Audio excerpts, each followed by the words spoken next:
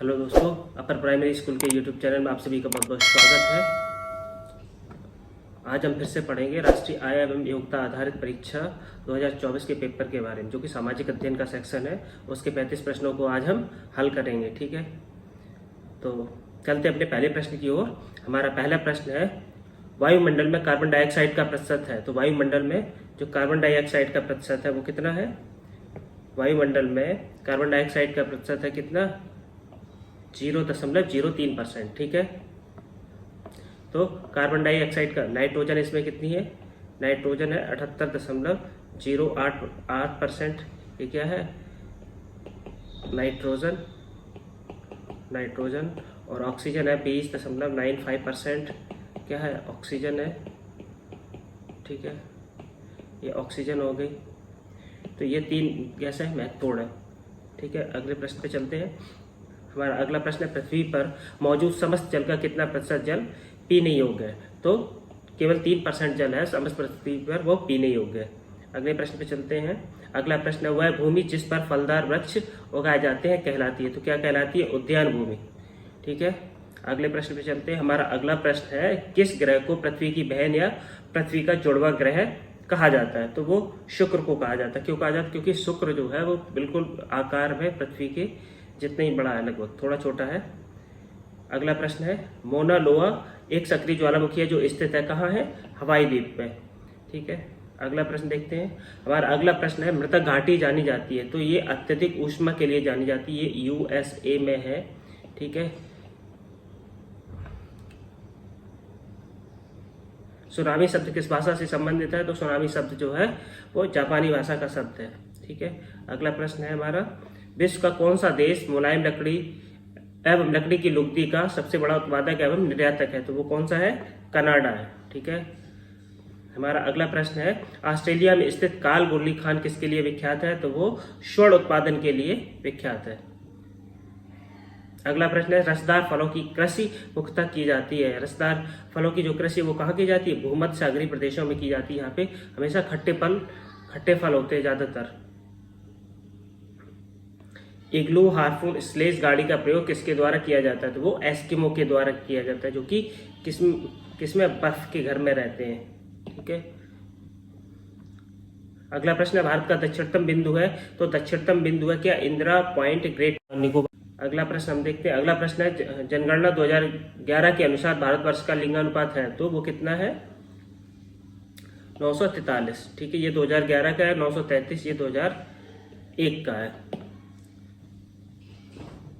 अगला प्रश्न है, तिब्बत में ब्रह्मपुत्र नदी को किस नाम से जाना जाता है? तो तिब्बत में ब्रह्मपुत्र नदी को सांगपो या शापू नाम से जाना जाता है।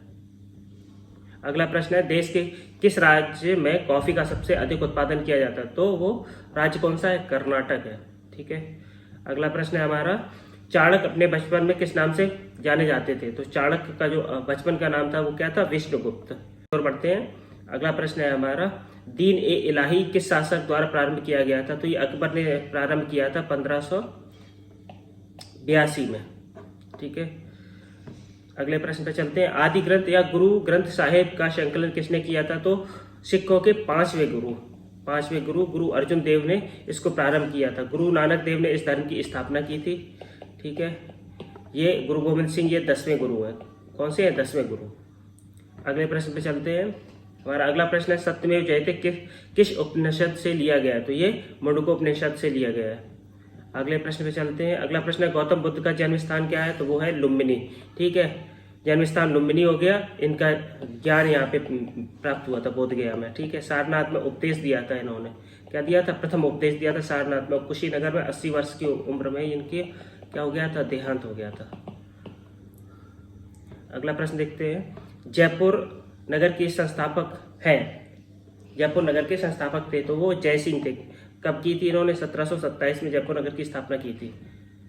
अगला प्रश्न देखते हैं। अगला प्रश्न, भारत में व्यापार करने हेतु आने वाली प्रथम यूरोपीय कंपनी थी। तो वो कौन थी? पुर्तगाली थे। 1498 ईस्वी में पुर्तगाली आए थे सबसे पहले भारत में। ठीक, इसके बाद आए थे डच, फिर आए कौन से? अंग्रेज आए, फिर फ्रांसीसी आए।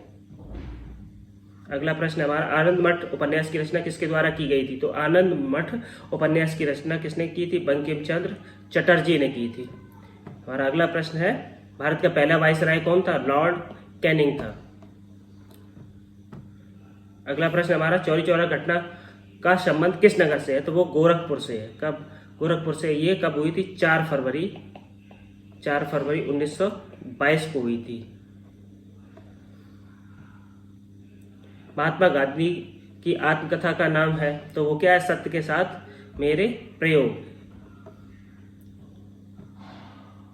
अगला प्रश्न है, स्वतंत्र भारत के प्रथम शिक्षा मंत्री थे।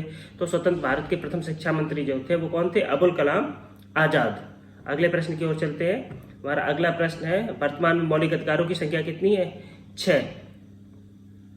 ठीक है, अगला प्रश्न देखते हैं। अगला प्रश्न हमारा, राष्ट्रीय गीत वंदे मातरम के रचयिता कौन है?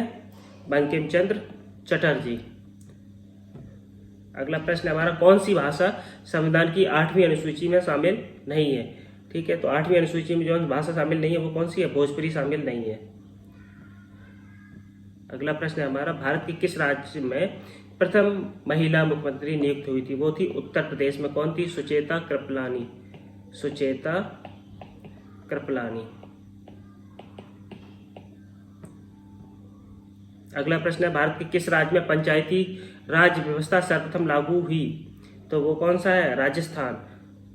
राजस्थान के नागौर जिला में। कौन से? नागौर जिला में 2 अक्टूबर 1959 को किसने लागू की थी? पंडित जवाहरलाल नेहरू ने। ठीक है, भारत के प्रथम उप प्रधानमंत्री थे वो थे कौन? सरदार वल्लभ भाई पटेल।